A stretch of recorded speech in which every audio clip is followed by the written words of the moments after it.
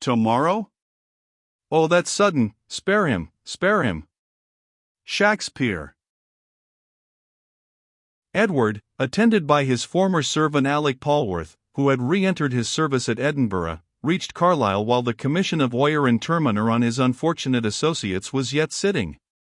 He had pushed forward in haste, not, alas, with the most distant hope of saving Fergus, but to see him for the last time. I ought to have mentioned that he had furnished funds for the defence of the prisoners in the most liberal manner, as soon as he heard that the day of trial was fixed. A solicitor in the First Council accordingly attended, but it was upon the same footing on which the first physicians are usually summoned to the bedside of some dying man of rank, the doctors to take the advantage of some incalculable chance of an exertion of nature, the lawyers to avail themselves of the barely possible occurrence of some legal flaw.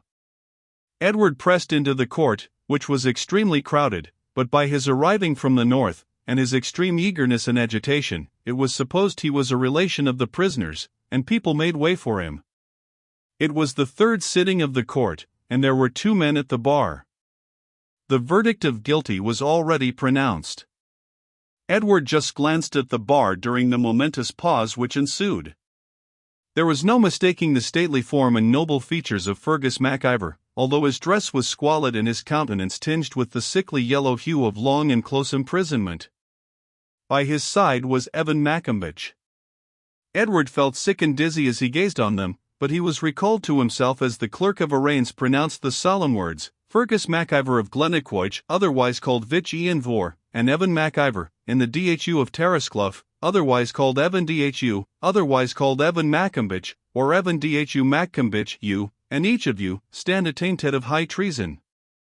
What have you to say for yourselves why the court should not pronounce judgment against you, that you die according to law? Fergus, as the presiding judge was putting on the fatal cap of judgment, placed his own bonnet upon his head, regarded him with a steadfast and stern look, and replied in a firm voice, I cannot let this numerous audience suppose that to such an appeal I have no answer to make. But what I have to say you would not bear to hear, for my defense would be your condemnation. Proceed, then, in the name of God, to do what is permitted to you. Yesterday and the day before you have condemned loyal and honorable blood to be poured forth like water. Spare not mine. Were that of all my ancestors in my veins, I would have periled it in this quarrel. He resumed his seat and refused again to rise. Evan Maccombich looked at him with great earnestness, and, rising up, seemed anxious to speak, but the confusion of the court, and the perplexity arising from thinking in a language different from that in which he was to express himself, kept him silent. There was a murmur of compassion among the spectators, from the idea that the poor fellow intended to plead the influence of his superior as an excuse for his crime. The judge commanded silence, and encouraged Evan to proceed.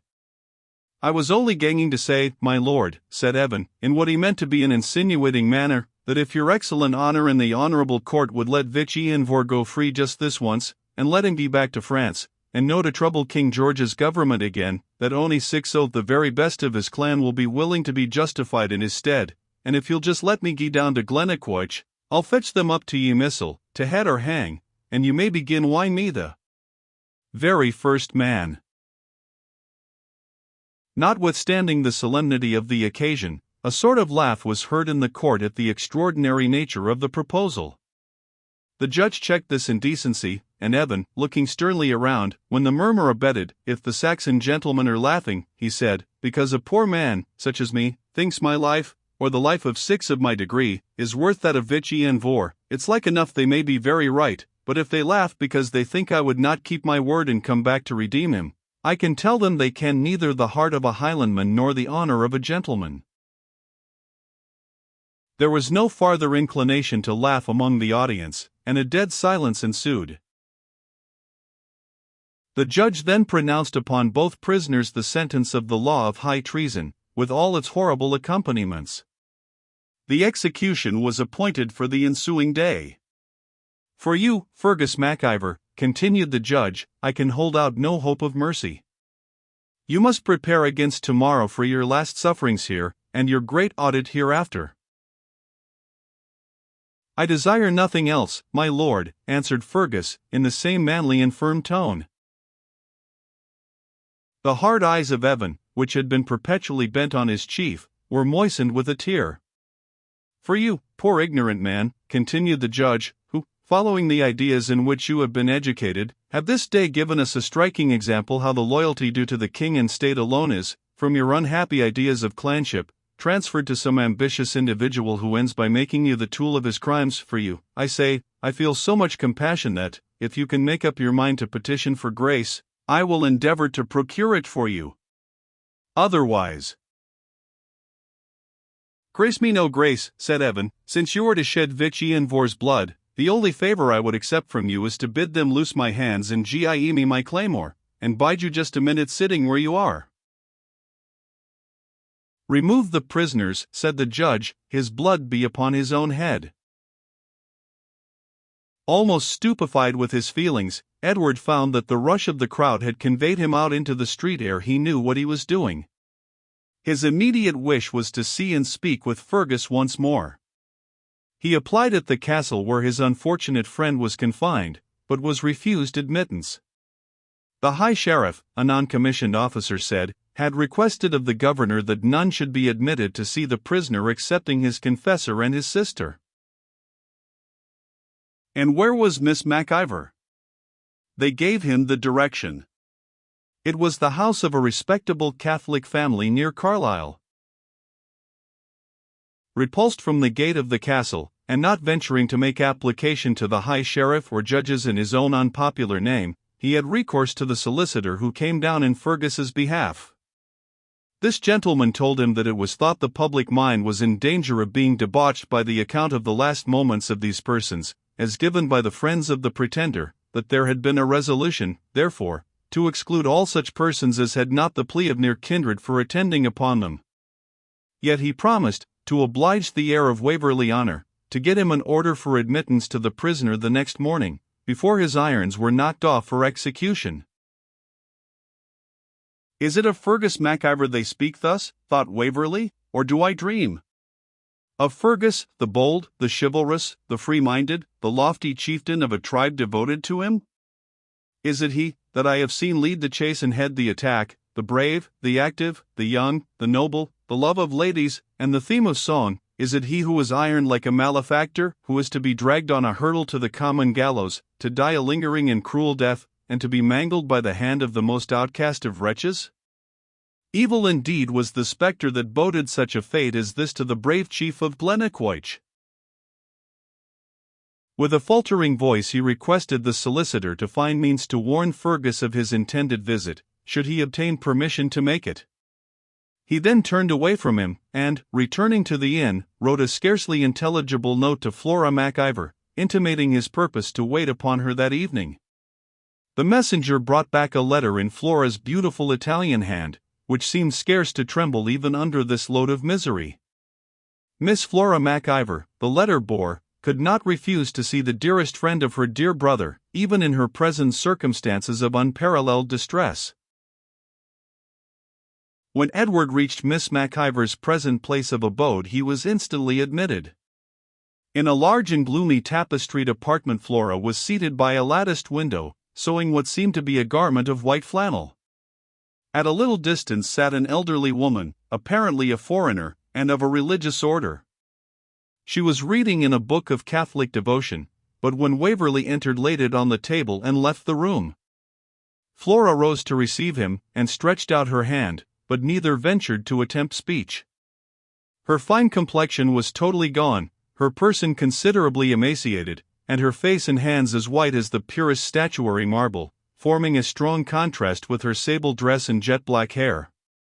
Yet, amid these marks of distress there was nothing negligent or ill-arranged about her attire. Even her hair, though totally without ornament, was disposed with her usual attention to neatness. The first words she uttered were, "Have you seen him?" "Alas, no," answered Waverley, "I have been refused admittance." "It accords with the rest," she said, "but we must submit. Shall you obtain leave, do you suppose?" For to tomorrow," said Waverley, but muttering the last word so faintly that it was almost unintelligible. "I, then or never," said Flora, until she added, looking upward, "the time when, I trust, we shall all meet. But I hope you will see him while earth yet bears him. He always loved you at his heart, though, but it is vain to talk of the past." "Vain indeed," echoed Waverley.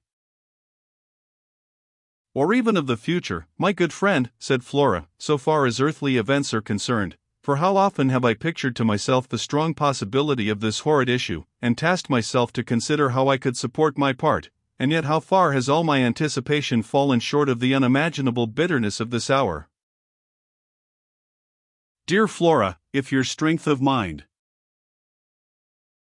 "Aye, there it is," she answered, somewhat wildly, "there is, Mr. Waverley. There is a busy devil at my heart that whispers, but it were madness to listen to it, that the strength of mind on which Flora prided herself has murdered her brother."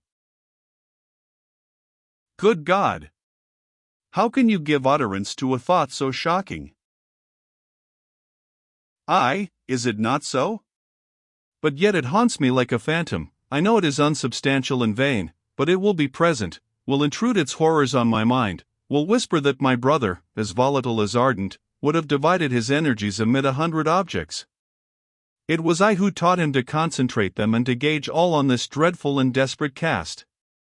Oh, that I could recollect that I had but once said to him, 'He that striketh with the sword shall die by the sword,' that I had but once said, 'Remain at home, reserve yourself, your vassals, your life, for enterprises within the reach of man.' But oh, Mr. Waverley, I spurred his fiery temper, and half of his ruin at least lies with his sister." The horrid idea which she had intimated, Edward endeavored to combat by every incoherent argument that occurred to him. He recalled to her the principles on which both thought it their duty to act, and in which they had been educated. "Do not think I have forgotten them," she said, looking up with eager quickness. "I do not regret his attempt because it was wrong, oh no, on that point I am armed, but because it was impossible it could end otherwise than thus. Yet it did not always seem so desperate and hazardous as it was, and it would have been chosen by the bold spirit of Fergus whether you had approved it or no. Your counsels only served to give unity and consistence to his conduct, to dignify, but not to precipitate, his resolution." Flora had soon ceased to listen to Edward, and was again intent upon her needlework. "Do you remember," she said, looking up with a ghastly smile, "you once found me making Fergus's bride favors, and now I am sewing his bridal garment. Our friends here," she continued, with suppressed emotion, "are to give hallowed earth in their chapel to the bloody relics of the last Vitian war. But they will not all rest together, no, his head, I shall not have the last miserable consolation of kissing the cold lips of my dear, dear Fergus." The unfortunate Flora here, after one or two hysterical sobs, fainted in her chair. The lady, who had been attending in the ante-room, now entered hastily, and begged Edward to leave the room, but not the house. When he was recalled, after the space of nearly half an hour, he found that, by a strong effort, Miss MacIver had greatly composed herself. It was then he ventured to urge Miss Bradwardine's claim to be considered as an adopted sister, and empowered to assist her plans for the future. "I have had a letter from my dear Rose," she replied, "to the same purpose. Sorrow is selfish and engrossing, or I would have written to express that, even in my own despair, I felt a gleam of pleasure at learning her happy prospects, and at hearing that the good old Baron has escaped the general wreck. Give this to my dearest Rose, it is her poor Flora's only ornament of value, and was the gift of a princess." She put into his hands a case containing the chain of diamonds with which she used to decorate her hair. "To me it is in future useless. The kindness of my friends has secured me a retreat in the convent of the Scottish Benedictine nuns in Paris. Tomorrow, if indeed I can survive tomorrow, I set forward on my journey with this venerable sister. And now, Mr. Waverley, adieu. May you be as happy with Rose as your amiable dispositions deserve, and think sometimes on the friends you have lost. Do not attempt to see me again, it would be mistaken kindness." She gave him her hand, on which Edward shed a torrent of tears, and with a faltering step withdrew from the apartment, and returned to the town of Carlisle. At the inn he found a letter from his law friend intimating that he would be admitted to Fergus next morning as soon as the castle gates were opened, and permitted to remain with him till the arrival of the sheriff gave signal for the fatal procession. Illustration: